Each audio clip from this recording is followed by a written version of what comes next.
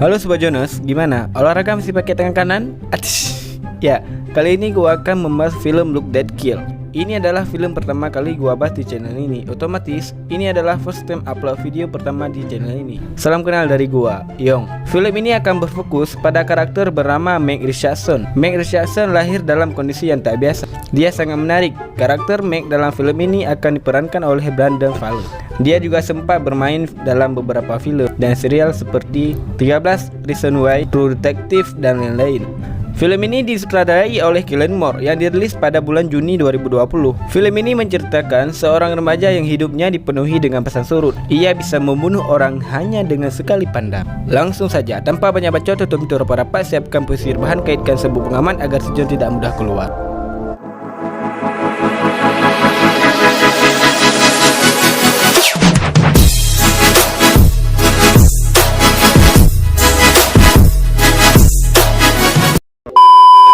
Film ini diawali dengan memperlihatkan seorang remaja laki-laki dengan perban kacamata dan topi yang menutupi seluruh wajahnya. Pemuda tersebut bernama Meg Richardson yang ditemani kedua orang tuanya untuk melakukan terapi kepada dokter kelainan. Dokter mengatakan bahwa dia mengalami kelainan dan kelainan itu terletak pada wajahnya yang terlalu tampan sehingga setiap orang yang melihatnya akan mati. Begitu pula para dokter yang membantu persalinan Meg, mereka mati setelah melihat Meg lahir. Pada akhirnya, ketika Meg baru berusia 2 tahun, keluarganya memutuskan untuk pindah ke luar kota, sebuah tempat terpencil yang tidak dihuni banyak orang. Untuk mengantisipasi jatuhnya para korban, orang tua Meg menutup wajah Meg dengan perban. Namun, sang dokter tidak mempercayainya. Ia mengira bahwa Meg sedang depresi karena masa lalunya sehingga dia berbicara ngelantur seperti itu. Dan beberapa saat kemudian, dokter itu pun meninggal karena melihat wajah Meg. Dokter. Beberapa saat kemudian, polisi datang dan meminta keterangan pada orang tua Meg. Polisi menyatakan penyebab kematian dari sang dokter adalah karena serangan jantung. Namun, penyebab kematian belum diketahui oleh pihak polisi tersebut. Akhirnya, Meg dan orang tuanya diizinkan pulang oleh polisi.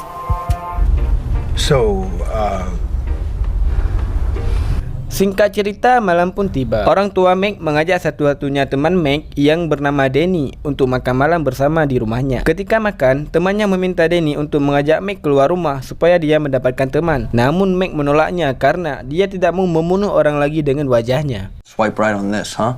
Look like a freaking burn Dan victim. setelah makan malam selesai, Meg meminta ke Danny untuk memukul wajahnya dengan batu bata supaya ketampanannya luntur. This is your problem. Danny menolak karena dulu juga pernah meminta Danny untuk memukulnya menggunakan palu. Namun ketika Meg dengan sengaja menjatuhkan ponsel milik Danny, Danny pun terpancing emosi lalu memukul wajahnya dengan batu bata hingga dia tak sadarkan diri. Keesokan harinya, Meg dan ibunya pergi ke sebuah puskesmas untuk mengobati hidung Meg akibat dipukul oleh Danny. Di rumah sakit ia bertemu dengan seorang wanita seumuran dengannya yang sedang ikut mengantri. Max Richardson. Setelah kembali ke rumah, Danny mengunjungi Meg dan dia meminta maaf kepada Meg. Untuk menebus kesalahan Danny mengajak Meg untuk bertemu dengan seorang wanita bernama Erica di sebuah restoran. Oh my god, dude. Setelah mereka bertemu Erica mengira dia akan berkencang dengan Danny. Faktanya, Danny hanya menjodohkan mereka berdua. What about one of our milkshakes? Setelah Danny meninggalkan mereka, datanglah cowok fuckboy, sad boy, bad boy, fucek boy yang bernama Craig dan mengganggu mereka. Ketika Meg tidak sengaja menumpahkan minuman di depan Craig mengelap meja itu dengan wajah Meg. What the hell? Oh my god! Craig! I'm going. Dan setelah itu Erica meninggalkan Meg. Keesokan harinya, Meg berencana untuk menjatuhkan dirinya ke sungai dengan tujuan untuk mengakhiri hidupnya. Namun, rencananya dapat digagalkan oleh seorang wanita yang kebetulan lewat di sana. Dan ternyata wanita itu adalah Alex. Alex adalah wanita yang ikut mengantri di puskesmas kemarin. There, now if you jump in a river full of jelly beans. Setelah rencana bunuh diri itu gagal, Alex kemudian mengajak Meg untuk pergi ke sebuah panti jompo. Dan mereka bersenang-senang di sana bersama nenek kakek jomblo di sana. Dirty ones. She stole my shit. Setelah pulang ke rumah masing-masing, Meg menceritakan pengalamannya dengan Alex kepada Danny. Oh, see? A little bit of ass. I told you. Esok harinya Meg datang lagi ke jembatan untuk bertemu kembali dengannya. Setelah menunggu beberapa saat, akhirnya Alex datang dan mengajak untuk main ke rumahnya. Start walking before I start saying no. Okay. Tiba di rumah, mereka pun berbicara dan saling jujur dengan keadaan masing-masing. Di mana Meg mempunyai wajah yang terlalu tampan dan Alex dengan penyakit kardiovaskular langka. Di mana penyakit tersebut adalah semacam endorfin. Bagi yang belum tahu endorfin adalah senyawa kimia yang bisa timbul karena perasaan tertentu, seperti senang dan sedih. Sehingga ketika Alex merasakan perasaan dari dalam dirinya, entah itu bahagia atau sedih, hal itu menimbulkan peradangan, dan peradangan tersebut menimbulkan jantungnya bengkak, dan itu selalu berkembang setiap hari. Otomatis, si Alex ini tidak pernah merasakan sedih atau bahagia sejak kecil, dan itu sangat menyakitkan. There hasn't gotten a new movie. Setelah berbicara panjang lebar, mereka berdua pergi ke bioskop untuk menonton sambil mabuk-mabukan. Dan pada suatu titik saat berada di kamar Meg, mereka berdua pun terbawa suasana hendak akan cipokan.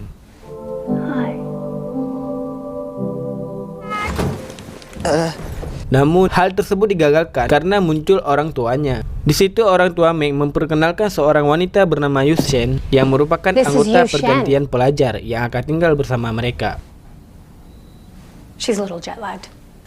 Suatu hari, Meg dan kawan-kawan pergi berkemah. Kejadian tak terduga terjadi saat Meg cipokan dengan Alex, di mana cipokan tersebut memicu naiknya endorfin, sehingga Alex mengalami peradangan jantung dan harus dilarikan ke rumah sakit. Namun beruntung, Alex masih bisa diselamatkan.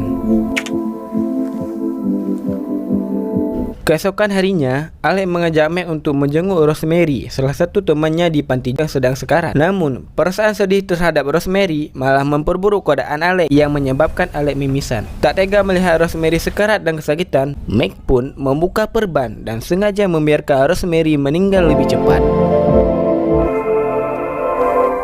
Setelah kejadian tersebut, Meg pun dibuat galau dengan menghilangnya Alex. Faktanya, Alex sengaja menjauhi Meg karena penyakit yang dideritanya semakin parah.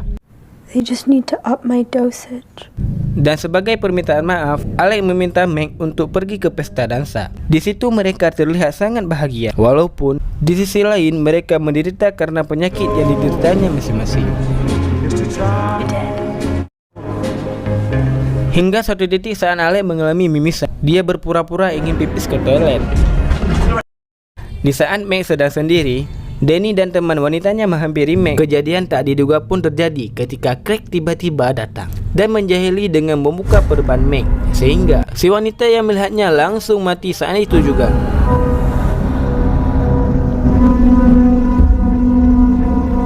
Beberapa saat kemudian, terdengar sirine mobil ambulan dan polisi. Faktanya, ambulan tersebut datang untuk menjemput Alex yang sedang sekarat. Atas kejadian tersebut, Meg pun ditahan sementara di kantor polisi. Tapi, karena tidak adanya bukti, akhirnya dia dibebaskan. Tidak langsung pulang, Meg langsung pergi ke rumah sakit untuk memastikan kondisi Alex. Tiba di sana, Alex pun langsung memberitahukan perihal kondisinya sejak kecil. Dokter mengestimasi bahwa Alex akan bertahan sampai usia 16 tahun. Namun faktanya, usia Alex sekarang sudah beranjak 17 tahun. Ternyata Alex masih bertahan dan itu merupakan suatu keajaiban. I'm 17 now and I don't even get to enjoy it. Faktanya, sebelum bertemu Meg, Alex tidak pernah merasa bahagia. Karena seperti yang kita tahu, jika Alex merasa sedih atau senang, penyakitnya akan kambuh. Dan dengan semua penderitaan yang telah Alex hadapi, Alex pun meminta Meg untuk membuka perban supaya ia bisa mati lebih cepat dan tanpa rasa sakit. Tapi justru Meg memarahinya dan pergi meninggalkannya. How I should ask you. Not doing that. Sejak saat itu, Meg tidak pernah mengangkat telepon dari Alex. Meg pun pergi menemui Danny untuk meminta saran darinya. You don't even know what you're talking about. Alex is sick, man. Dan setelah Danny berikan beberapa petuah bijak yang didapatkan dari hashtag kata ilham, Meg pun akhirnya kembali menemui Alex. Dan pada akhirnya, karena Meg tak tega melihat Alex sekarat, Meg pun perlahan membuka perban agar Alex bisa meninggal lebih cepat dan tanpa rasa sakit.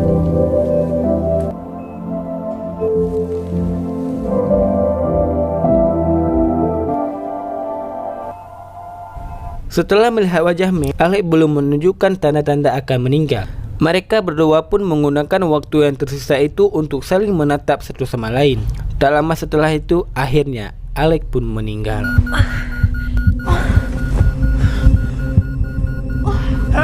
Setelah kematian Alec, Meg pun mulai menghargai hidupnya dan bersyukur dengan apa yang Tuhan telah berikan kepadanya. Setelah itu, seluruh dunia mengetahui Meg memiliki wajah yang sangat unik dan mematikan. Meg mulai menerima banyak undangan dan beberapa isi undangan tersebut meminta Meg untuk melepaskan penderitaan seseorang. I always thought that my face only called.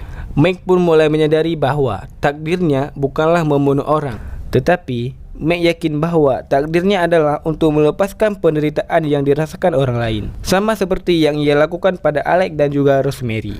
Dan jikalau saya adalah Meg, saya menyadari bahwa pekerjaanku ditakdirkan untuk membunuh tanpa menyentuh. Asyuh. Esoknya Craig pun datang ke rumah Meg dengan maksud untuk meminta maaf, tetapi Meg lupa memasang perban di wajahnya. Craig secara tidak sengaja melihat wajah Meg. Craig yang melihatnya langsung meninggal di tempat dan cerita pun selesai. Tamat. Ending yang mematikan. Pesan yang dapat disimpulkan dari film Look That Kill adalah cintailah produk luar karena produk Indonesia memandang fisik. Canda produk. Yang pastinya cintailah seseorang bukan karena fisik, tetapi karena hatinya. Dan juga uangnya. Saya Ayong beserta para jajaran kru yang bertugas. Sampai jumpa di video selanjutnya. Bye.